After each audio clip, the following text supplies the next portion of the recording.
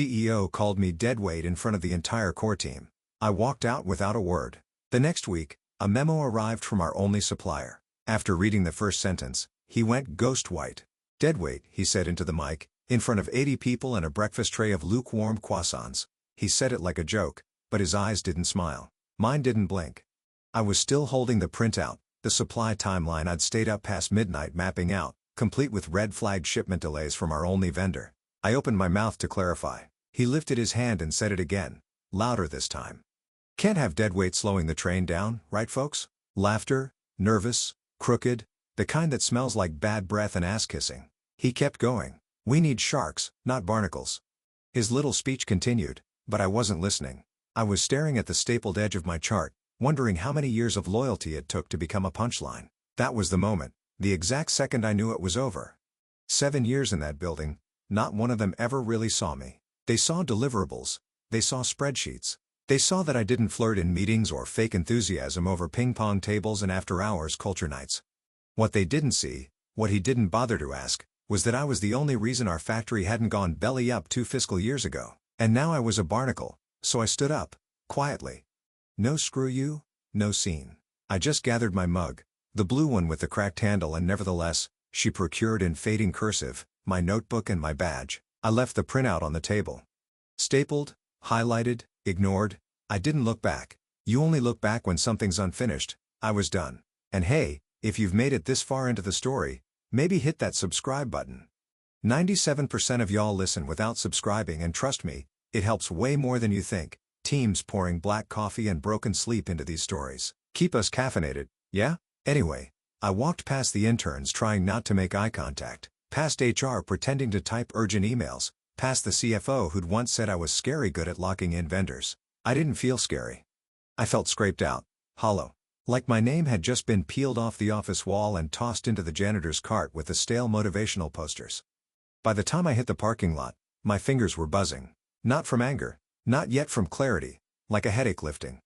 Like seeing the second layer of a magic trick, because here's what no one in that room knew. Not HR, not the CFO, not even the smug little CEO with his dollar store charisma and a leadership podcast addiction. 2 years ago, when our supplier was on the ropes, I didn't just save the relationship. I bought in, quietly, legally, permanently. The ink on the controlling interest transfer was dry before the Christmas party they never invited me to. But that day, that walkout, that wasn't revenge, that was just me getting out of their way, letting gravity do the rest. By 7:42 p.m., the office was dark except for that stupid glowing fish tank in reception. The one marketing insisted elevated the client experience, even though it smelled like shrimp farts and dead algae. I was alone. Unless you count the janitor humming Garth Brooks 2 floors down and the IT guy passed out in his cubicle with an open bag of Cheez-Its on his chest. I packed slow. Not because I was sentimental, but because I knew once I left, I'd never come back through those doors except as a ghost. You move differently when you're walking out of your own murder scene. I took the essentials. My notebooks, handwritten, no traceable docs, my mug still warm, coffee half drunk, and the one photo I kept taped behind the monitor, me and Marta, the supplier's CEO, laughing in hard hats at the loading dock the day we signed our first deal. No one ever noticed it was even there. Fitting. I deleted the contents of my personal folder with surgical precision. Not just files, breadcrumbs, no Slack convos, no email trails, no birthday card scans, gone. The way the rest of me would be in about 10 minutes. I wiped the keyboard clean with a disinfectant wipe. Not for them. For me. For ritual. And then I did the only truly sentimental thing. I left a sticky note on my plant. "Take care of this," it said. No signature. If they don't know who it's from, they don't deserve the plant. The flashback hit as I powered down the screen. 2 years ago, me, flying coach to Milwaukee because procurement wouldn't expense business class, knees crushed against the tray table, scribbling a contingency clause on a napkin. Marta met me at the terminal same day, her expression unreadable. Back then, her company was one late invoice away from collapse, and she said something I'll never forget. "If you walk, we die. If you stay, I'll make sure you never regret it." Most people took that as desperation. I took it as opportunity. Over dinner, a fake Bavarian pub that reeked of onion rings and broken dreams. Wrote the first draft of the clause on hotel stationery. If either company undergoes material leadership changes, the other retains the right to review terms, including control transfer. A year later, during the restructuring, she offered me equity in lieu of a bonus. I accepted quietly. Another year later, she called me at 6:13 a.m. on a Tuesday. "You ready?" she said. I said, "For what?" She just laughed. Majority. I didn't tell anyone, not because I was being sneaky, because I didn't need to. At home that night, I poured a glass of boxed red, kicked off my shoes and opened the bottom drawer of my filing cabinet.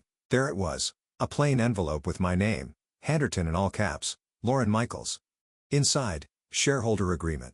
Signed, notarized, binding. Underneath it, a post-it in Marta's handwriting. "You were never dead weight. You were the engine." I sat on the floor, back against the cabinet, drinking that cheap wine like it was communion.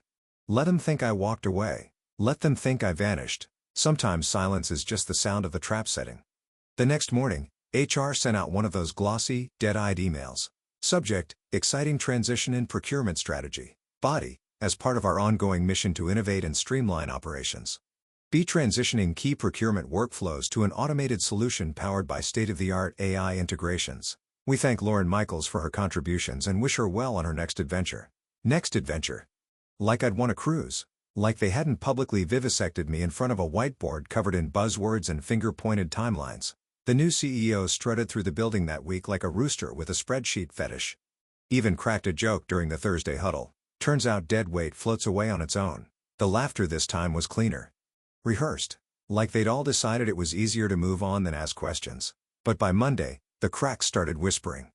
An urgent part shipment didn't show. One of the titanium couplings we used exclusively in our temperature-controlled enclosures. A weird little part, barely bigger than a Lego brick. But without it, assembly line hits a wall. The tracking showed it in transit, but never updated past the Wisconsin border. In the hallway near the vending machines, someone muttered, "Did Lauren usually handle those rush orders?" Someone else shrugged. I thought it was automated now. Inside the ops channel on Slack, timestamps told a different story. 4 hours of silence. Then a vague message from Ricky, the junior supply chain analyst with a TikTok addiction and a face like a spooked deer. "Ricky, hey, anyone know who's taking point with supplier name redacted? I got a notice we're off cycle for the next order." A minute later, CFO assigned to new procurement lead. "Let's not panic over one delay." So they did. Enter Gary. Gary had transferred over from sales 6 weeks ago. Wore suspenders unironically. Thought Excel macros made him dangerous. Gave him the supplier contact sheet and said, "Handle it." Gary called. Got patched through. 30 seconds in, he was red in the face. Mute button fumble. Then this Gary muttering. "They said they can't discuss the account with me without executive level clearance." I told them I was the executive contact. Silence. Gary deflating. "They said," and I quote, "we have our own definition of executive now." That afternoon production flagged another issue. Replacement components were listed as on hold pending authorization. Gary tried again. This time they told him to direct all communication through official legal correspondence. Not a glitch, not a delay, a wall. Inside the break room, the engineers started whispering. "Did Lauren ever mention a backup vendor?" Not to me. She was the vendor. Kinda, wasn't she? In marketing, someone half joked, "Did we accidentally fire the one person keeping the lights on?" And still leadership smiled. Push the AI procurement narrative. Threw around words like resilience planning and learning curve. But the panic was starting to leak through their collars. Small things, tight voices in meetings. Forwarded emails with vague subject lines like urgent need clarification on sourcing authority. By Thursday, the ops dashboard had a new tab pending/red flagged. It had 17 entries and counting hidden boxes at 9:06 a.m. sharp. The subject line was so dry, it almost went unnoticed. Updated terms and control notifications effective immediately. It was addressed to the CEO and CC to legal procurement and 2 external counsels. No one in the building had ever heard of came from the supplier's general inbox, but flagged with high priority red exclamation mark. No emojis, no niceties, no hope this finds you well, just business. The CEO opened it in front of half the executive team during a budget alignment meeting that had already turned into a blame tornado. He skimmed the first sentence and froze the room already tense, went pin drop silent. He didn't say anything. Didn't even pretend to read further. Just slowly turned pale like someone watching their GPS calmly reroute them into oncoming traffic. Without a word, he stood up, left his laptop open, walked out the glass doors through reception and down the hallway, like a man trying to outrun a sniper beam only he could see. Procurement exchanged looks. Did he just should someone check what it says? Someone finally muttered, reaching for the laptop. The message wasn't long. 3 short paragraphs, tightly worded, bulletproof in tone. Paragraph 1 Notification of updated contractual terms due to recent organizational disruption on the client side. Paragraph 2 Declaration of new control procedures, including named executive signatory authority changes effective immediately and retroactively applying to all pending and future orders. Paragraph 3 All supplier communications moving forward would be redirected through the chair of the board of directors whose contact information was now listed in full. At the bottom, a digital signature. Underneath it, a single name. Procurement stared at the screen like it had just grown teeth and bitten them. "Is that Lauren Michaels?" someone whispered. The intern from finance actually gasped like a soap opera plot twist just walked off the screen and slapped them. No one spoke for a full 60 seconds. Then Ricky, bless his confused little heart, said what everyone else was thinking. "Wait, she's what now?" No one had an answer, but deep down they all knew whatever illusion of control they thought they had left just popped like a bubble under Lauren's heel, and she didn't even have to be in the building to do it. The panic began not with shouting, but with silence. Long, brittle silence, the kind that wraps around a company's throat and squeezes while everyone pretends it's just a tight deadline. Procurement tried to call the supplier. Blocked. Legal sent a request for clarification. No response. The CFO emailed a bullet list of non-negotiable needs. That email bounced back literally with a note that said, "Please refer all communications through updated channels per term addendum for C. Thank you." Term addendum for C didn't exist in their system. It did in Lauren's. By noon, leadership looked like a busted sprinkler system flailing in every direction, spraying confusion. The CEO canceled his afternoon golf meeting. He spent most of the day behind closed doors, pacing. At one point, he came out just to snap at a junior analyst for using too many bullet points in an internal report. The analyst started crying in the stairwell. Meanwhile, over in a quiet business-class hotel across town, Lauren checked into a consultation suite under the name G. Whitaker. No reason for that name in particular, just something about the G sounded appropriately corporate. She smiled politely at the front desk, accepted the room key and carried her laptop bag like it held nothing heavier than some light weekend planning. Inside the room, faux oak desk, blackout curtains, a fake ficus, and a complimentary mint that had fused with the plastic wrap. On the table sat a slim FedEx envelope pre-arranged delivery inside a packet with updated governance documents for the supplier, freshly signed, notarized, and certified small sticky note clipped to the top in Marta's looping cursive read, "Welcome to the top of the food chain." She didn't gloat, didn't throw her phone or shout checkmate to the ceiling. She simply opened her laptop, plugged into the hotel Wi-Fi and began reviewing the new quarterly forecast because this wasn't revenge. This was repositioning.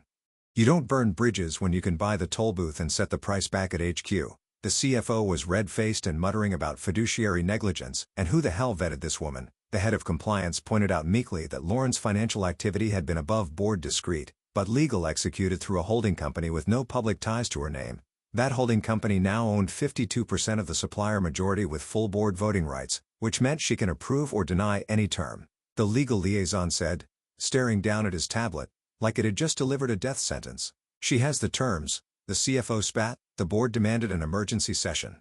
One member flatly asked, "Did we know she had ownership?" The CEO blinked. Of course not. She wasn't that important. That sentence sat in the air like a fart in church. Meanwhile, Lauren sat in her consultation suite, calmly drafting a response to a competing firm in Texas when she'd quietly courted for the past year, had recently lost their parts vendor. She had ideas on the whiteboard behind her. She wrote one word, options. She underlined it twice and smiled. The next morning, 6 people were already in the executive conference room by 6:45 a.m., sipping burnt coffee and sweating through their button-downs. The CEO arrived late, tie crooked hair flat on one side, like he'd slept in his car. No greetings, no preamble, just a white-knuckled slap of his iPad on the table. "Why is our supplier ghosting us?" No one answered. Not because they didn't know, but because no one wanted to be the one to say her name out loud. The head of legal, a man who normally spoke like a tax form and smelled like mothballs and regret, finally cleared his throat. "They haven't ghosted us. They've redirected communication." "Redirected to who?" the CEO snapped. Legal slid a folder across the table. Inside, a printed email chain. The last line read, "Please direct all further inquiries to our chairman of the board per revised governance structure." Attached was a headshot, black blazer, subtle necklace, eyes locked forward like she could see the future and already decided it didn't need your opinion. Lauren Michaels, chairman, official. The room went silent, again. The CEO picked up the folder, stared at the photo like it was a mugshot. "She's not qualified." "She owns 52%, the CFO said flatly. "That doesn't mean she has voting rights. Legal oversight." She doesn't need to be qualified. She is the board. The CEO stood, paced. His shoes squeaked on the cheap laminate like they were screaming for him. We need to take legal action. We need to remind them who the client is. He tried. He really did. Sent a formally worded threat through corporate counsel that same afternoon. Claimed breach of implicit trust. Accused the supplier of collusion. Gave them a 48-hour deadline to resume all services under previously established terms. 4 hours later, a response came through. No apology, no concession. Just, we are happy to continue business under the updated structure. All terms are now subject to approval by Chairman Michaels. Please confirm understanding moving forward. Below that, her signature. Digital, clean, final. Below that, footer line in bold, respect is the foundation of every successful partnership. The CEO lost it. He threw his phone across his office, shattering it against the window. Screamed something about traitors and ungrateful spreadsheet trolls. He summoned the IT lead, demanded every archived email Lauren had ever sent. Find the smoking gun, he growled. There wasn't one because Lauren hadn't needed to hide anything. Every move had been by the book. Quiet, patient, bulletproof. While he'd been strutting through meetings and slapping jargon onto slide decks, she'd been quietly installing the operating system under his feet. By Friday, department heads stopped asking when things would go back to normal. They started asking what Lauren wanted, and that's when it hit him. Not just the logistics, but the shift. The silence in the office wasn't just confusion anymore. It was allegiance. Unspoken, unconfirmed, but there. Lauren had left the building. She hadn't left the room. She was the room. The request came in late Friday evening, sent from a procurement exec whose name Lauren barely remembered. Brad or Chad, or maybe it was Brent. One of those men who spent most of Q3 forwarding attachments and avoiding eye contact. The subject line was bland. Meeting request. Discuss ongoing partnership potential. No mention of the CEO. No CC to legal. Just a quiet plea, typed after hours. As if the sender didn't want anyone to know, he still believed bridges could be rebuilt, even if the lumber had already burned. Lauren waited until Saturday morning to respond. 1 hour. Neutral ground. Hotel Montclair Lounge, 11 a.m. Sunday. She arrived 5 minutes early. Not to intimidate, but because she didn't believe in lateness. The Montclair was polished without being flashy. Leather seats, stone floors, jazz that sounded expensive without being recognizable. Place built for decisions that had already been made. He was already there, sweating lightly in a suit that still had shoulder padding from 2008. He stood when she entered like she was royalty or a resignation letter. She nodded, but didn't offer her hand. Thank you for coming, he said. I live 10 minutes away, she replied flatly, sliding into the seat across from him. Let's not waste the hour. He blinked, nodded, pulled out a legal pad already crumpled from thumb stress. So he started. Obviously there's been some confusion. We'd love to re-establish the working relationship we had with your firm prior to. We don't have a working relationship anymore, she interrupted. Not harsh, just precise. You had terms. They expired. You had leadership. It failed. Now we start from scratch. He swallowed, glanced at the lounge staff, lowered his voice like she might detonate a PR bomb in the middle of the brioche tray. I understand. We're just hoping to, rebuild trust. Lauren sipped her coffee. Black, no sugar, eyes locked on his. Trust, she repeated. Let's talk about that. He sat straighter, hopeful. You trusted an algorithm to replace humans, she said. You trusted a man who called competence dead weight. And when the one person keeping your wheels turning walked out, trusted silence to mean compliance. You didn't ask for clarity. You didn't reach out. You just automated. You erased. He sat very still now. No blinking, no twitching. Just listening like a man watching the slow rise of floodwater from under the floorboards. Lauren set her mug down gently. Business is still possible, she said, but we were negotiate from a different position. She reached into her bag, pulled out a single page, new terms, higher rates, upfront payments, no discounts for volume, and a clause that required quarterly in-person meetings with her. He read it once. Then again, these margins are a significant change. She smiled, but it didn't reach her eyes. So it was calling me dead weight for a long beat. He said nothing. Then I'll take this to legal. You'll take it to the board. She corrected, the CEO doesn't need to be involved. And just like that, she stood, smoothed her blazer, grabbed her mug. 1 hour.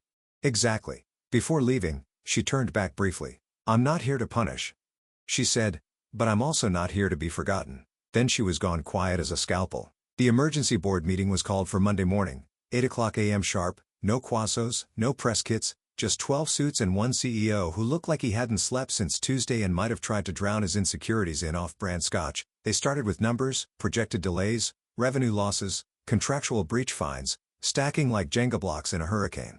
And then finally the procurement update. A dry-voiced VP read the bullet point: Supplier now under new executive control, revised contract terms, delivered 18% cost increase across SKUs, net 30 terms, abolished exclusive production rights, pending reevaluation. And then the final slide: majority ownership holder L. Michaels Holdings, 52% equity. Silence, heavy, padded with disbelief. One of the older board members, an ex-CFO with skin like crease paper and a voice like a snapped pencil, squinted at the slide and muttered, "Is that our Michaels?" The CEO cleared his throat, tried to adopt that fake casual swagger he'd been workshopping since he landed the role. "Yes. Well, that was unexpected. Obviously there were blind spots in our internal audit procedures. Let's not forget, Lauren never disclosed she wasn't required to." Another board member snapped, a woman in a cobalt blazer who once called the CEO a PowerPoint pirate under her breath during Q2. "She didn't owe us that disclosure. The supplier was third party. You cut her out before you asked what she built." "She left of her own accord," the CEO insisted, voice tight. "She left with a mug," the paper skin man said. "And you handed her the factory." Soft chorus of Jesus Christ and throat clears filled the room. "Do we have any leverage?" someone asked. "She owns the vendor." Someone else replied. "Can we spin this as strategic alignment?" "You want to spin losing our exclusive supplier as strategy?" The CEO raised both hands. "Look, this is salvageable. We just need to renegotiate." "You tried," the cobalt blazer board member interrupted. "She sent you a new price list and a chair with your name scratched off it." Silence again, this time thicker, like a closing door. And then the death sentence, spoken softly. "I think it's time we considered a mutual resignation." The CEO's jaw tensed. No protest, no speech, just the slack-faced realization that this chapter of his career would now end with a footnote starring the woman he dismissed in front of his entire team by 3:00 p.m. Press release was drafted. By 5:00 p.m., Lauren's phone buzzed. Unknown number. She answered anyway. "Miss Michaels," came a voice like overboiled oatmeal. "The board wanted to reach out and explore the possibility of a return in some capacity. We believe your leadership would be..." She didn't let him finish. "Pass," she said, and ended the call. Then she flipped her phone face down, leaned back on her couch and exhaled through a quiet smile. They'd finally seen her too bad. They'd gone blind before it mattered. 3 weeks later, the product launch went live. If you could call it that. It limped onto the market with a broken press release, 2 glitches in the demo video, and a last-minute design compromise that made it incompatible with half the components they'd promised it would replace. The new CEO, a finance guy with all the charisma of a saltine, stood in front of a lukewarm backdrop and read off a teleprompter like he just learned vowels. They called it adaptive innovation. Lauren called it duct tape in a tuxedo. She watched the live stream on mute from the corner of a quiet cafe in the Arts District. Rain pattered gently against the windows. Soft jazz oozed from an overhead speaker, and her mug, that mug, sat in her hand, a thin curl of steam tracing the air like smoke from a just-fired bullet. Across from her no one noticed. No cameras, no entourage, just a woman drinking coffee, watching an empire she once fueled struggle to run on fumes. Her phone buzzed. One new email from Ava, her assistant. Subject: FYI, final contract signed, body competitor deal locked. Supplier retains exclusivity rights, terms non-negotiable. They agreed without edits. You were right about their pain point. Congrats, boss. Lauren sipped. The coffee was dark roast, and apologetic like her. Outside the cafe window, traffic pulsed by, unaware, indifferent. The world kept turning just without the illusion that she needed anyone's permission to steer. She glanced at her reflection in the glass, still sharp, not smiling exactly, but close.